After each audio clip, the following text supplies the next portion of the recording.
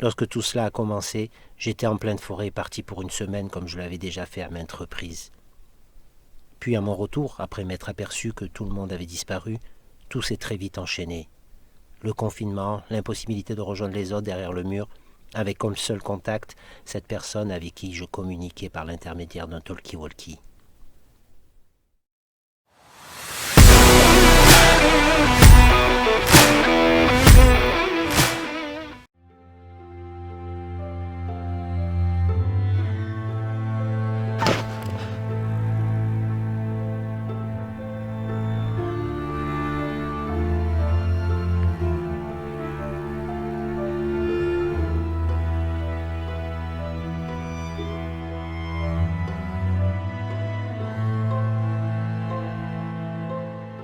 Plusieurs mois s'étaient écoulés depuis la dernière fois où j'avais été en contact avec la voix de la radio, le moment où j'avais laissé un flacon de mon sang afin de mesurer l'étendue de la pandémie. Je ne sais pas ce qui avait pu résulter de ces analyses, mais je n'en avais rien à faire, à vrai dire. J'étais passé à autre chose. Je n'avais plus foi en cette société capable d'ostraciser des personnes sans scrupules, tout cela au nom de je ne sais quelle expérience. La confiance et la sincérité avaient été des piliers tout au long d'une existence vouée aux autres, à l'éducation. Mais on m'avait trahi, on avait bafoué cette confiance sans quoi rien n'est possible. Cette blessure est encore vive aujourd'hui. Il y a en moi deux parties qui s'opposent. L'une d'elles ne veut plus entendre parler de l'auteur de cette trahison, pendant que l'autre n'a de cesse de vouloir la revoir, la serrer dans ses bras. Une personne qui avait mis en avant l'aspect essentiel de la sincérité et qui en avait été dépourvue au moment de partir, ou plutôt de fuir comme une voleuse, devrais-je dire. La solution pour ne plus avoir affaire à ces fausses valeurs, c'était de renoncer au monde des humains, à celui de l'hypocrisie, des faux semblants, des sentiments corrompus, de l'éducation assassinée.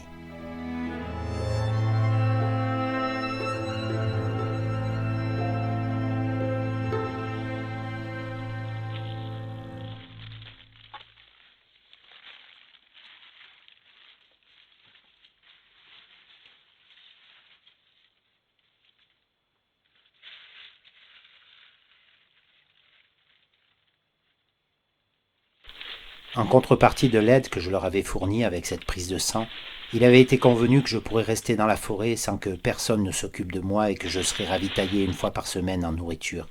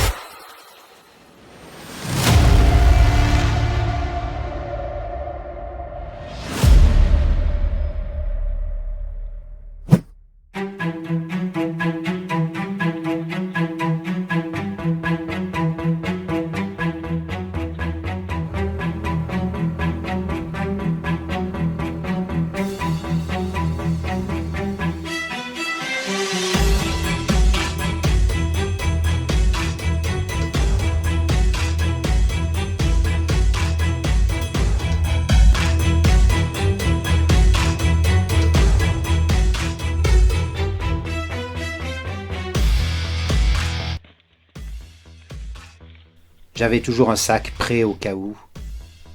Cette initiative me prouvait aujourd'hui qu'elle avait du sens.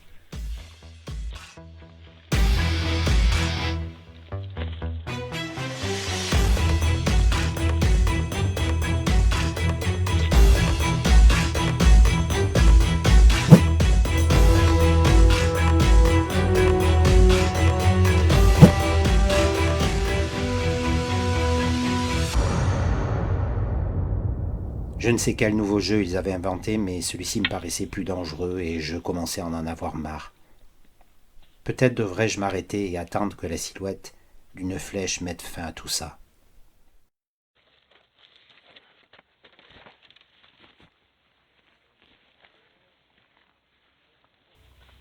J'étais toujours dans l'urgence de trouver un abri pour la nuit.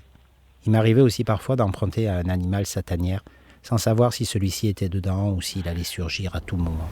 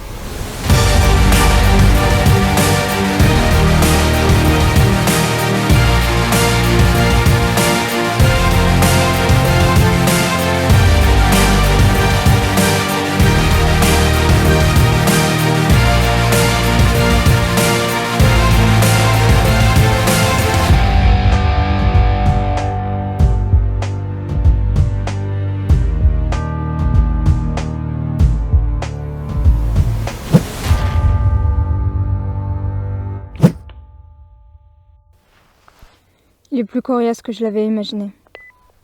Tous ces mois passés dehors, ça aide beaucoup. Et si je ne parvenais pas à l'éliminer ? Ne l'envisagez pas car ce n'est pas envisageable. Très bien. Je vais accélérer la cadence. Oui, c'est plutôt dans votre intérêt. Et n'oubliez pas de récupérer le carnet.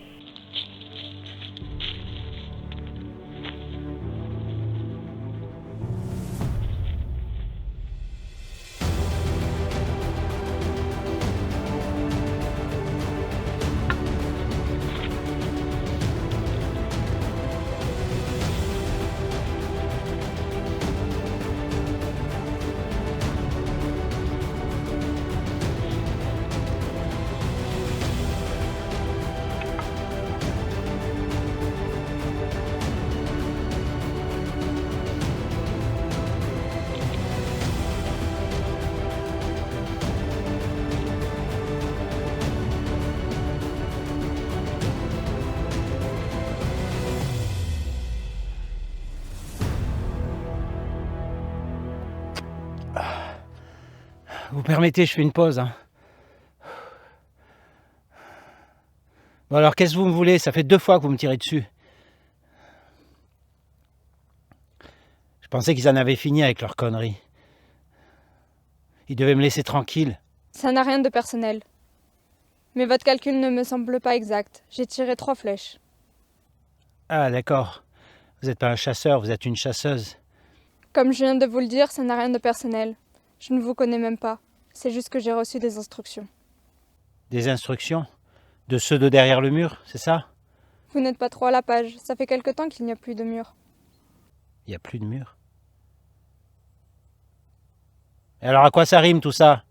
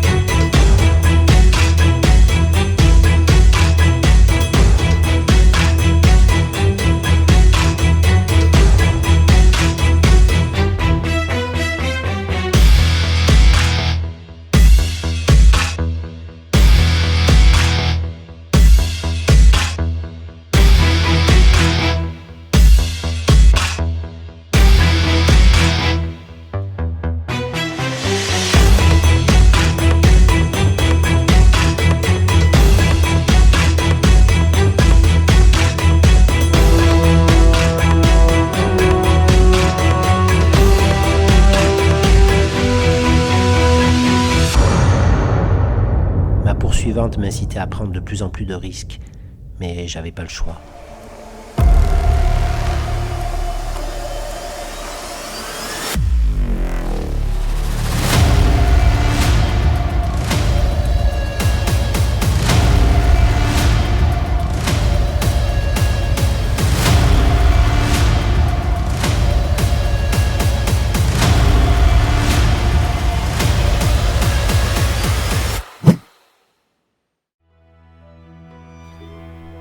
La situation délicate dans laquelle je me trouvais avait cependant une vertu, celle de me sentir vivant ou du moins occupé avec un cerveau m'obligeant à prendre des décisions, chose que je ne faisais plus ces derniers temps.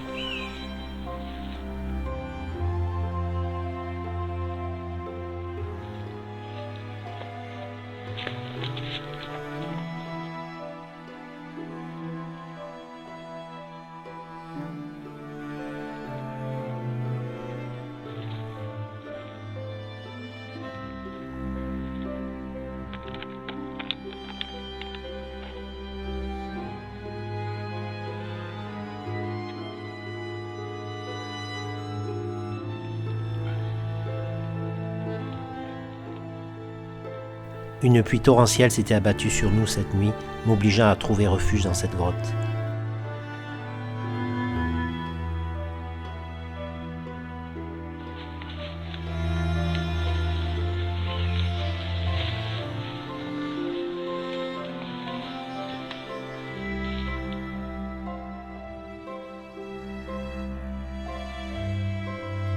La silhouette était très joueuse décidément.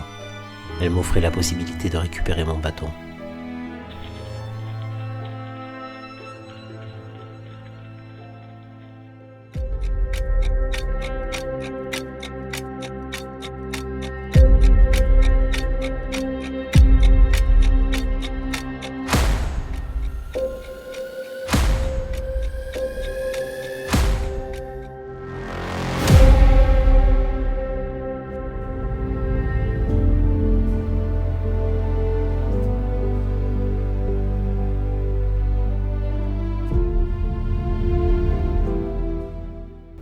Vous m'attendiez ou c'est une impression? C'est exactement ce que je faisais. Marre de courir? Marre de courir, d'avoir faim, soif, marre de ne pas savoir. De ne pas savoir? Très bien. J'aurais aimé que ça dure un peu plus, mais c'est comme vous voudrez.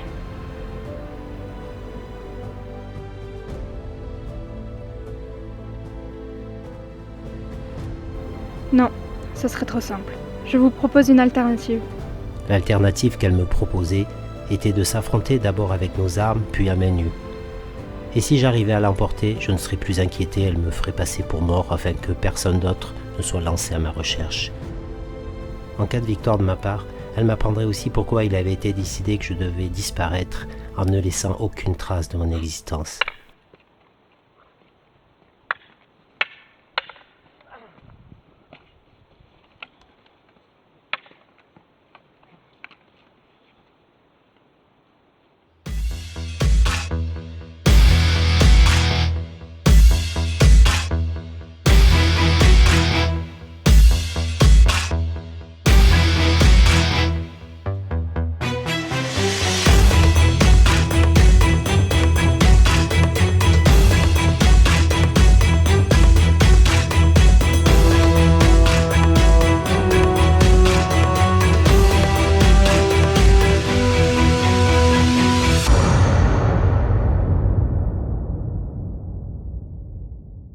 Je sais que t'as toute la raison de me laisser tomber, mais je te demande néanmoins de m'aider.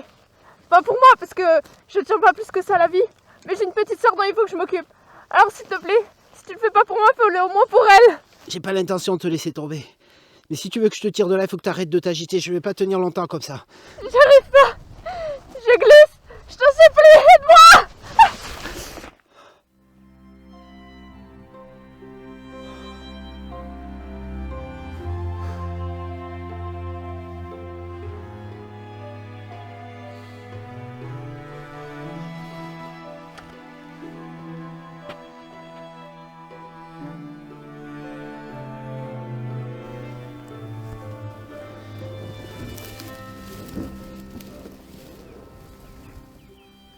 Promets-moi que tu t'occuperas de ma sœur. Je te le promets.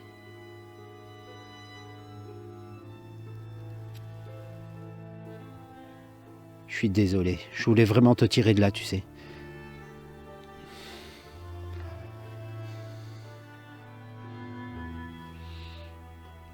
En fait, t'es comme moi. T'as juste été un pion au service de toute cette machination. Mais c'est pas fini. Il reste encore un coup à jouer.